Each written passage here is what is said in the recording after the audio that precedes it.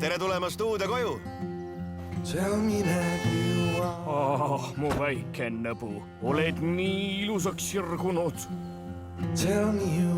Kas ta uinub ikka ema laule kuulates? Jah, ja ei räägi minuga. Kuule, see ei ole sinu süü. Mine vaata. On see ohutu? Kõige ohtlikum loom on inimene. Armas, eks ole? Mis ta nimi on? Saladus. Võta, kingitus metsast. Ole siin, isa ei tohi siin näha. Kas sa Pokemone tead? Kui Pokemoni omanik on hea südamega, ei lähe Pokemon iial halvale teele. Victoria, mis see on? Sul on toas koer? Isa, ta on nii armas, vaata.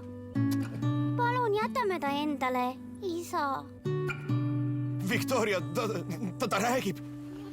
Tere tulemast perekonda. Hurraa! Aitäh, isa! Teda ei tunne enam ära. Saladus, ütle tere! Teeb ta pahandust? Ta sõi mu sussid ära. Mis ta on? Äkki lambakoer? Tal on suured käpad. On või? Kui ma vaatan Victoriat, siis ma tean, et ta kasvab õnnelikuna üles, sest tal on superisa. See on üksik hunt. Pahandust tegevad loomad tuleb toas hoida. Ei, keegi ei tee pahandust. Ta pole kindlasti koer. Järelikult on ta hunt.